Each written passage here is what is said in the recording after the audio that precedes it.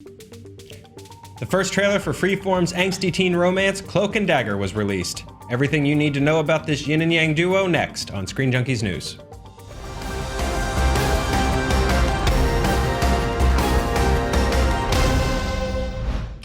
Tyrone Johnson, a boy from the wrong side of the tracks, meets super cute, an emphasis on the super, ballerina, Tandy Bowen, in our first look at the Cloak and Dagger trailer. Freeform is entering into the superhero genre with two of Marvel's more edgy teen characters, and if this trailer is any indication, they will not shy away from topical, rip-from-the-headline types of stories. With me to discuss is DJ Woolridge. You got it. You got it. You got it. You nailed it. Key. I'm sorry, DJ. It's all good. Open to the I have trouble with it sometimes, so I can't DJ. judge you. I've said it right so many times. Exactly. You're so good at it. You guys just weren't there. The cameras just weren't rolling. So, guys, let's talk Cloak and Dagger. First of all, was this sold as Save the Last Dance with superpowers? If not, it should have been. Absolutely, that was. Yeah, what were you thinking if it wasn't? Easy elevator. What could you possibly have told them that wasn't that? So you guys are nerds. What is from watching this trailer? Was there anything you picked up that was similar to the comics? Was there anything kind of different? Any big changes you saw? The biggest change that I saw was the origin. It doesn't look like, because in the comics they get their origin from this gangster named Silvermane, Silvio Maggio. Sure. Yeah. Silvio Woolridge. Silvio Woolridge. You're welcome. See, you can say it. Good boy, Joe. Did it. They get their powers, like they're kidnapped by this like underground organization, and they're experimented on with this like synthetic heroin, whatever that even means. But it's like always it's with the synthetic heroin. Heroin's bad enough, man. It doesn't need to. Don't you can't do much to it. They were trying to make like, I guess, a more addictive form of heroin. Again, can't do it. Can't do it. I've tried it. It's already good. Like, stop. But they were experimenting on all these kids that they were kidnapping, these runaways, and everyone would die. In Cloak and Dagger, Tyrone and Tandy were the only ones who didn't die. But it looks like in this, they had some origin, like when they met in the ocean. Yeah, boat accident when they were little children, and then they don't meet again until they're teenagers. Sure, why not? Tale as old as time. Yeah. But song as old as rhyme. Yeah. But it did look like there was like an offshore drilling station or a boat or something that was blowing up, and then we get Tandy was driving by, and we get the Roxxon logo, which is basically like the Hydra for Marvel's television TV shows. Yeah. So I think that there's something there, but that's not the origin story from the comics. But everything else seemed to like runaways, fair, like privilege and everything. Yeah. The origin story in the comics is not that great. Yeah. Do what you want with it. I'm not a huge fan of that. The original story. I think it's kind of interesting that like these two characters were almost strangely fated. Like to end up meeting like at the time when they need it, or like they activate each other's powers. Wonder Twins power. Yeah, I think that really just builds on the connection a little more. If without Dagger, Cloak will get consumed by his darkness, and without Cloak, her light will eventually burn out. So they need each other. So I like that additional. They've always sort of been fated to be together. So obviously, this is Freeform, formerly ABC Family. There's a stronger focus, I think, on like romance and soap here. Yeah. Is this kind of a shots fired at the DC CW slate?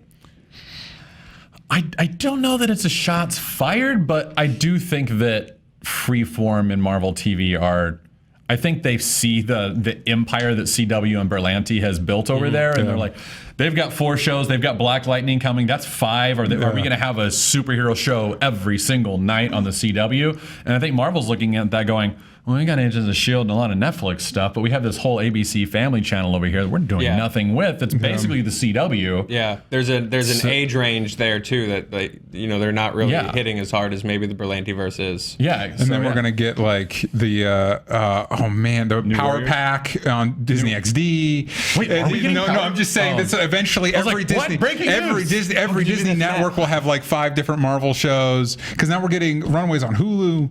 Yeah, you're not gonna be able to escape this stuff, guys. Yeah, it's coming for you. It's coming for you. But they do have the new Warriors with Squirrel Girl and everything. And a couple weeks ago, the head of Freeform said this show is actually designed to spin off pilots. We think all of these characters could carry a pilot on their own.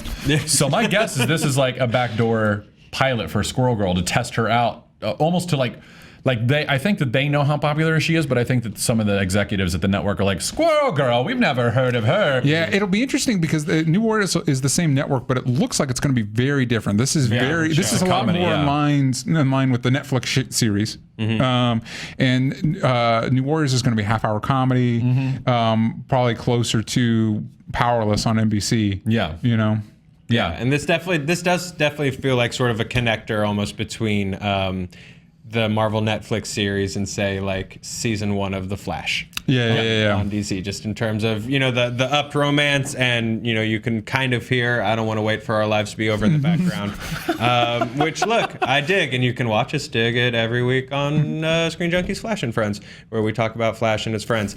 Let's talk Marvel and comic tie-ins a little bit, you guys. So we've got Roxxon Chemicals made an appearance, and they've been big-ish. Yeah, they showed up. They were a big part of Agent Carter, which was great. Yeah. And then a little bit in Agents of S.H.I.E.L.D. And a little bit in the movies, right? I don't remember them in the movies as Agent much. Carter I think primarily. Like, were they in the Spider-Man movies? Like, I remember. Anyway, but yeah, Roxxon is a big deal in the comics. Like, they're kind of I guess I'm leading to this and stuff like that. I guess I'm leading to this.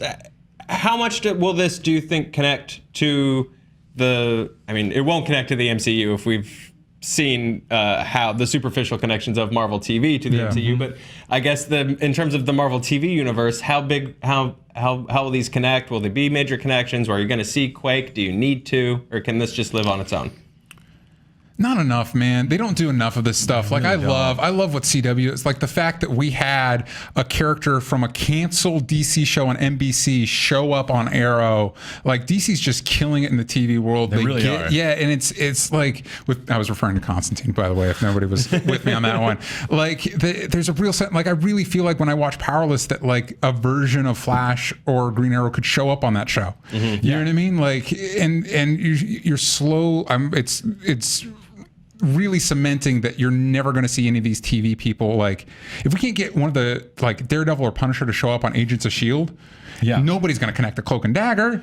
Nobody's going to be showing up on Cloak and Dagger. Okay, so you're thinking no connections, but they need them, Matt? I'm thinking that there won't be any connections. I think the connections will all exist within that network. I think Cloak and Dagger will probably cross over with the New Warriors. They did it in the comics. Like, they were both kind of on the New Warriors. And it's cool. They're connected in a big way to the Runaways as well on Hulu. Exactly. So like, I think that there's connections there. I think if we see a connection off of the network, it will be with Hulu. But even then, I kind of doubt that, because it seems like Hulu's doing the whole like binge thing, not like an actual building of the season. So that, like, unless they've planned it a whole year in advance, I doubt we're going to see that even. I have a feeling that they haven't. It's hard to do. Too, that's not a diss. That's hard to do. But I agree. Get on it, Hulu. Come on, seriously. But I totally agree. Like, they should be crossing these shows over as much as they can. Like, even if, like, you and I were talking earlier, like, even if it's just props, like, or a mention, like they're kind of doing an alternate reality thing on Agents of S.H.I.E.L.D. Like, have Captain America's broken shield on there. It's a prop, man. You can't even get the prop. Come on. Yeah. But, like, Cloak can teleport. Like, I mean, like, he's the only one on all of the shows who can teleport, except for, like, Lockjaw and Inhumans. Yeah, Agents of S.H.I.E.L.D. has 20 episodes a season, 22 episodes a season. Like, just throw Daredevil on there for once. Come on. Just one time. Yeah. Or just a mention of, like, hey, have you heard about that kid in New York who can teleport? Yeah. What? What? Yeah, we're all calling him Cloak. All right. And then you have that is interesting. Where are we going to see Cloak and Dagger get their names on this show? Like, is anybody going to refer to them as Cloak? No, a guy's going to say, what are we? Some kind of Cloak and Dagger? And it'll be, and then the title card will come up. And it'll be like, it'll be Will Smith. He'll say, what is this? Like some kind of Cloak and Dagger? And then we'll be like, wow, how'd they get Will Smith, man? So much money in this show. And then I don't want to wait for our lives to be over. So, guys, final thoughts on this trailer, DJ? You know what? Actually, I was because we have a lot of superhero shows. I've been on Flash and Friends a couple times. There's a lot. And it's a fantastic guest. You can see him every Friday. And then, so I saw that they were doing this, and I'm like, ooh, wow, this is one I'm definitely not going to watch, just because you have to make choices. And I saw this trailer, and I'm like, man, like, it actually looks interesting. I'll check out the first episode. Because I was, They hooked you for the pilot. yeah, I was surprisingly into it. Like when the trailer first started, I'm like, I bet you we're not going to see the power till the very end. And by the time we got there, I was like, yeah, you kind of earned it. Like I'm totally on board, I mean, you know. And it has character. Like the show has personality. I feel like this will probably be the least watched Marvel show, but might be one of the ones that people talk about. Like, oh man, have you seen Cloak and Dagger? It's actually really good. Good. Sure. Yeah, I think it'll be like The Magicians, where everyone's like, have you seen? You've seen Harry Potter, but people do it. Yeah, or it's kinda good, for me, like The Americans, like nobody watches that show, but seriously, honest to God, it's the best show on TV. Yeah. Oh man, so I've heard that from too many people. Yeah, I had the exact same reaction. Like, I'm actually a little bit of a bigger fan of Cloak and Dagger than most people are, and like I was like, I'm gonna have to watch this show for the Marvel show that I do over on Popcorn Talk, but I was like, but like I don't know if I'm into it. Like Cloak and Dagger are cool, but I don't know about a show. But yeah, like they grabbed me with the pilot. Like that last shot of like Cloak standing on the rooftop with rocks on. Like I actually went, oh yeah, like out loud. I was like, yeah. I was like, oh come on, don't be that guy. Yeah, I did it. Yeah. All right, guys, thanks for hanging out and talking with me about Cloak and Dagger. Yeah. If you want to get my name wrong, you can. Matt, hey, internet.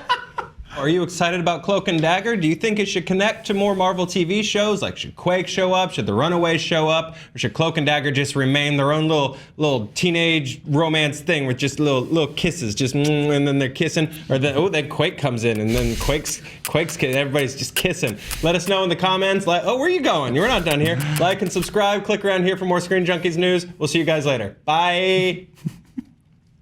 A little more fan fiction.